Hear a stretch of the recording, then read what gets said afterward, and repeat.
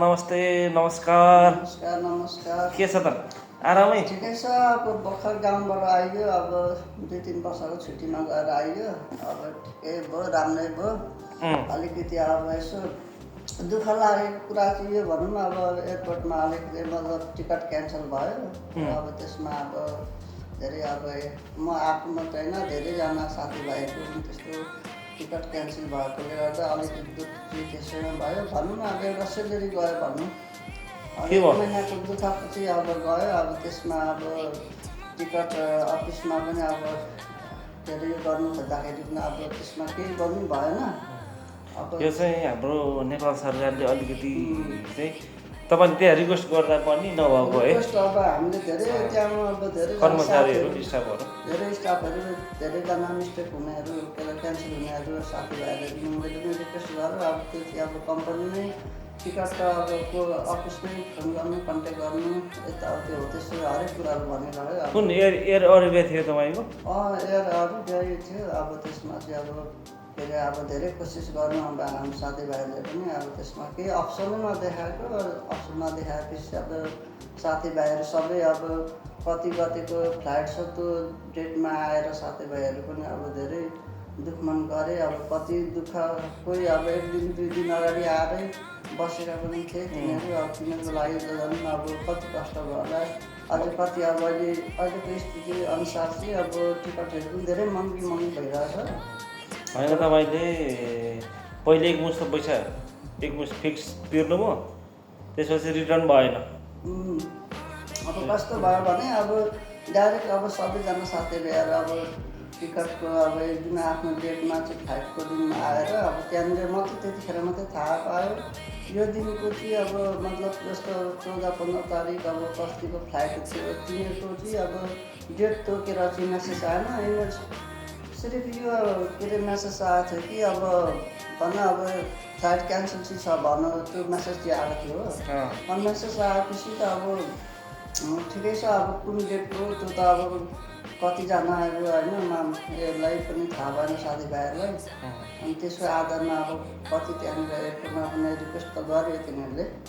गर्दाखेरि पनि अब जुन अब कहाँबाट टिकट काटेको छ कुन अफिसको कुन यो एयरलाइन्सको त्यसमा कन्ट्याक्ट गर्नु, राम्रोसँगले अब त्यहाँ बुझ्नु अब भनेर अब यस्तै सल्लाहहरू दिनु त दियो। अब अब सल्लाह गर्दाखेरि पनि अब भएन, केही गर्न सकिएन। अब लास्टमा आएर आफूले रातारात पैसा खोजेर अब अहिले अब भर पैसा जस्तो भन्ने बित्तिकै अब जुट्दैन। त्यसमा पनि धेरै गाह्रो हुन्छ। अब कसैसँग यताउति 1-2 पैसा गर्दै भेला पारेर चाहिँ दुःख कष्ट गरेर चाहिँ रातारात टिकट बुकिङ गरियो। अब त्यतिखेर फेरि अब बुकिङ गरे पनि अनितो 2 दिनको अनितो। तपाईँले त्यो उसमा एयर अरेबियाको उसमा चाहिँ कम्प्लेन गर्नु भएको होइन? त्यहाँनिर अब कसरी भएन। त्यहाँनिर होइन, अनलाइनबाट पनि कम्प्लेन गर्नुभएको छैन? गरेको 2-3 कल पनि गरेको। कल गर्दाखेरि यो भन्थ्यो कि रिजेक्ट भएको छैन, यस्तै कुराहरू मात्रै के अरे मतलब अनलाइन उसबाट त्यस्तो भनेपछि अब मान्छेहरूले केही गर्न सकेन। अनि अब कति त भयो अब ठिक कतिले भरे फर्के। अब कसैसँग पैसा हुँदैन, अब ठिकठाक खाने खर्चहरू मात्रै लिएर आएको हुन्छ। अब कतिले त अब टाढोको 1 दिन 2 दिनको बाटो भएर पनि आइरहेको हुन्छ उनीहरूको लागि पनि धेरै कष्ट भयो। पनि अब हाम्रो नेपाल सरकारबाट चाहिँ अब त्यसको बारेमा चाहिँ अब के गर्न सकेन भनौँ न।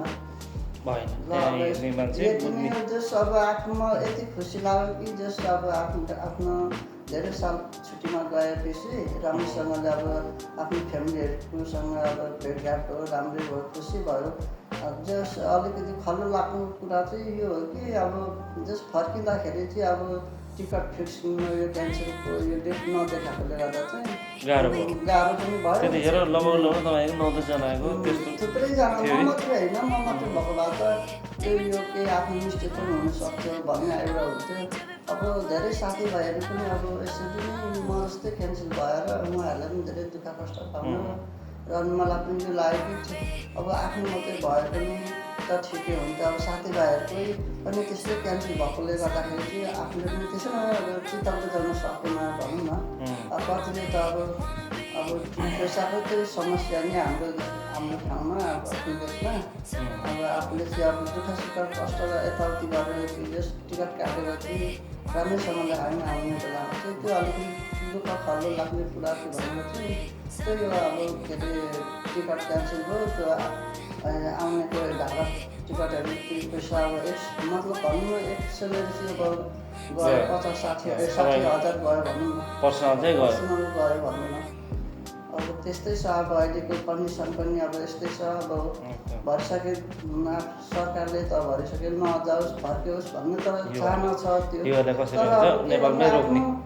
आफ्नो व्यवहार हुन्छ अब नगए पनि हुँदैन आफ्नो ठाउँमा अब हरेक कति मान्छेको अब सबैको आफ्नो आफ्नो ऋण व्यथाहरू आफू सही छ त्यही दुःख कष्ट गरेर भए पनि अब आउनै पर्ने हुन्छ त्यही भन्दैमा अब यति नै अब मैले पनि देश अब राम्ररी घुमेर आयो र यतिमै अब आफूलाई पनि सन्तुष्ट गर्नुपर्ने अब व्यस्त अहिले ओमान हाल चाहिँ ओमान हुनुहुन्छ होइन अहिले भर्खर मतलब 2-3 दिन भयो अब आएर बसेको अब ठिकै छ ओमान भन्ने देशमा हुनुहुन्छ ओमानतिर आयो तर हाम्रो चाहिँ गयो आयो अब म यो खुसी लाग्यो कि मलाई पैसा भनेको त अब आफ्नो दिन र आफ्नो कर्म आफ्नो भाग्यले दिएअनुसार कमाउने हो जस आफ्नो परिवार फ्यामिलीसँग खुसी भयो रमाइलो भयो सबैसँग आफ्नो साथीभाइ आफन्त रिश्तेदारहरूसँग भेटघाट भयो त्यसैमा धेरै धेरै खुसी लाग्यो र त्यति भन्दैमा अब चाहिँ अब यति नै अब यस्तै भयो भनौँ न अब छुट्टीहरू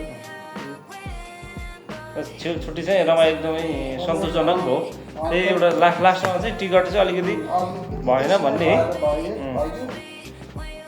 के पिउँदै हुनुहुन्छ हौ होइन ए चिया नै अब के गर्नु अब चिया पिउने बानी भएपछि अब के गर्नु नेपालबाट ल्याएको ग्रिन टी हो ग्रिन टी हो यसो अब ग्रिन टी एकदम स्वास्थ्यको लागि एकदम राम्रो पिउनुपर्छ ल बेना ल अब राम्रै भेटघाट भयो अब यो अलिकति दुःख लाग्दो कुरा चाहिँ त्यो मैले भने अगाडि पनि मैले भनिसकेँ यो चाहिँ हाम्रो त्रिभुवन इन्टरनेसनल एयरपोर्टमा रहने सम्पूर्ण कर्मचारीले चाहिँ हेर्नुपर्ने एउटा चाहिँ समस्याको यो विषय पनि हो होइन किनकि सबै कुरा पढा लेखा बुझा चाहिँ हुँदैन त्यो कुरा चाहिँ नेपालमा बसेको कर्मचारीहरूले पनि सहजको एउटा सहजीकरण गर्ने वातावरण चाहिँ मिलाइदिनुपर्छ किनकि सबै कुरामा पोख्त भन्ने हुँदैन होइन त तर यस्तो पनि हो कि अब त्यो डेट अब के अरे क्यान्सल भए तापनि अगाडि पछाडि मिलाइदिएर अब जति पनि अब दुःख पाएको अब मान्छेहरूलाई चाहिँ मिलाएर चाहिँ पठाउनु चाहिँ एउटा योजना चाहिँ भएको भएदेखि चाहिँ धेरै अब मतलब पब्लिकहरूलाई दुःख कष्ट नहुने थियो होला भन्ने मेरो चाहिँ चाहना यही छ त्यही त ल बेना ल धन्यवाद थ्याङ्क यू भाइ